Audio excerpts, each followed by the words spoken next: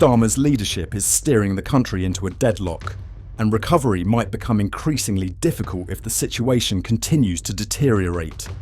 To prevent this, Liz Truss has boldly exposed a series of secrets behind Starmer's major scandal, with shocking truths that could force him to leave his position as Prime Minister sooner than expected. Let's dive into the details of this incident now. But first, don't forget to like and subscribe to stay updated with the hottest political news from across the country. In a recent interview, Liz Truss didn't hesitate to declare that what's happening now is a disastrous start for Keir Starmer's government.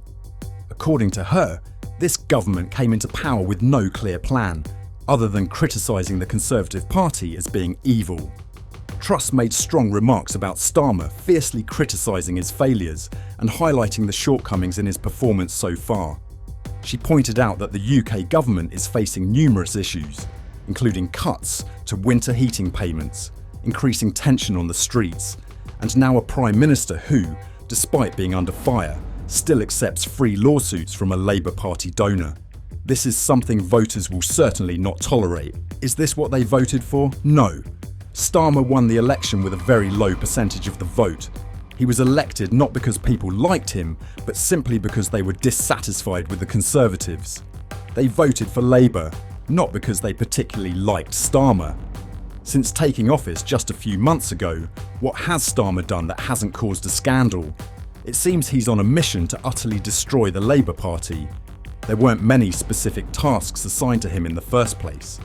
Worse yet, he has been caught accepting donations to cover the cost of his wife's dresses. This has made Starmer the MP who receives more free gifts than anyone else in Parliament. Meanwhile, the government's poor economic policies are leading to cuts in subsidies for the elderly, while energy prices continue to soar across the UK. This is a very unpromising start for his government, as they seem to have no viable plan other than criticising the Conservatives, which has become their main policy. Ridiculous, isn't it?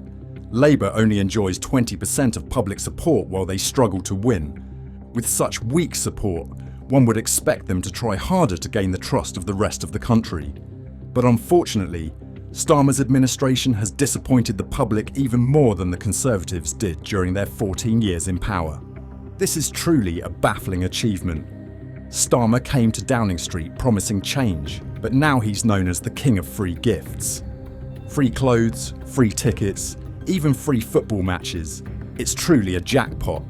Starmer seems to have hit the lottery with a cascade of luxurious gifts pouring in from all corners for him and his family. Since 2019, the total value of gifts he has received has reached £107,145, the highest among all MPs. Nearly £40,000 of that comes from a single donor, Wahid Ali, £16,200 for work clothes and £3,485 for multiple pairs of glasses.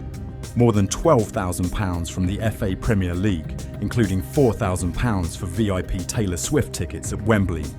Can anyone still take him seriously? A staggering £107,000 in gifts.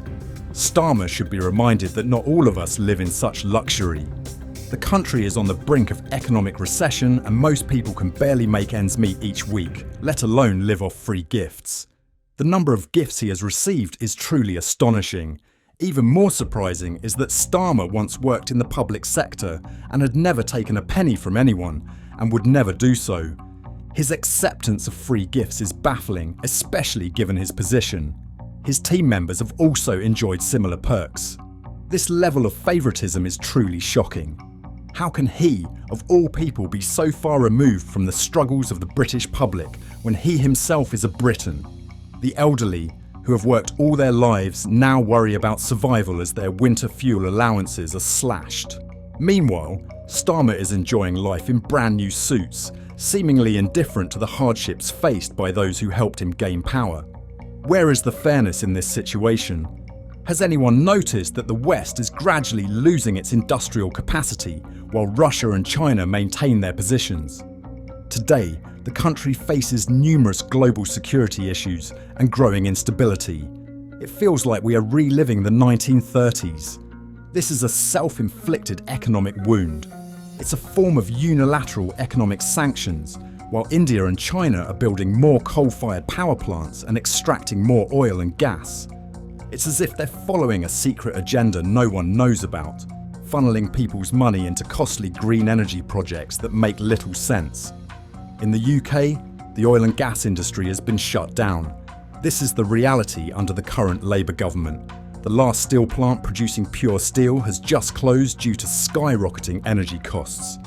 The UK government refuses to utilise hydraulic fracturing to exploit shale, which could help lower our energy prices. This is a disaster, further stalling the economy. Meanwhile, China is consuming our green energy technology. Why is that? And the issue is, Labour is now claiming that climate change is a bigger threat to the future of the world than China's expansionism. This is entirely untrue. It feels like the UK is bearing the global burden when it comes to climate change, while the real polluters like China, Russia and India, whose large economies rely on fossil fuels, continue developing their industries with no accountability. And the irony doesn't stop there. We're importing all our green technology from China. Why isn't anyone challenging these illogical ideas here? In the book 10 Years to Save the West, the author points out that unelected officials, those holding positions of authority, can sway the policies of an elected government. Why is that? Is it because ministers come and go but officials remain forever? Or is it because many ministers, those elected, lack the courage to direct these officials? The problem in the UK has become much worse, especially since the Blair government introduced laws like the Human Rights Act and the Equality Act, which, in the end, tied the hands of the politicians themselves. It's no surprise that the Conservative Party has failed to control the erratic decisions of the government, which has weakened the role of the opposition in holding leadership accountable. The reality is that the necessary courage to realise these ideas was lacking when the Conservatives were in power. The consequence is that development is hindered by the Blairite consensus, complicating efforts to deport illegal immigrants. This has led to increasingly convoluted policies around gender, where men and women need to be recognised equally. Moreover, the power of administrative officials in the UK has grown over time. This means that much of the power that used to belong to MPs is now in the hands of the Bank of England, the Office for Budget Responsibility, and the Migration Advisory Committee. Addressing these issues will take time. In a parliamentary democracy like the UK or Australia, passing laws requires time and courage from politicians. However, it seems the Conservative Party is severely lacking in this regard. The party needs to take stronger measures to prevent the passage of bills that could harm national interests. Additionally, their lenient attitude has emboldened the government, which no longer fears opposition. If we look at the recent UN vote, Australia, like the UK, chose to abstain. Looking at the recent media activities of Foreign Secretary David Lammy, we see that he has been flying the bisexual pride flag outside the Foreign Office and making bold statements about climate change. In the midst of the Ukraine conflict, competition with China, and numerous other rising issues, along with increasing cultural divides within British society, recent riots highlight the need for greater focus on these important matters. Lammy seems indifferent to what ordinary people are thinking. He belongs to the political elite, where climate change is the #1 priority. At present, several other leaders in government hold key positions, but they seem to prioritise appearance over substance. The role of the Foreign Secretary, especially in times of turmoil, is to address international issues like the Ukraine-Russia conflict and maintain stability in diplomatic relations. Yet, Lammy is devoting his energy to causes like Pride Month, which doesn't appear to fall under his responsibilities as Foreign Secretary.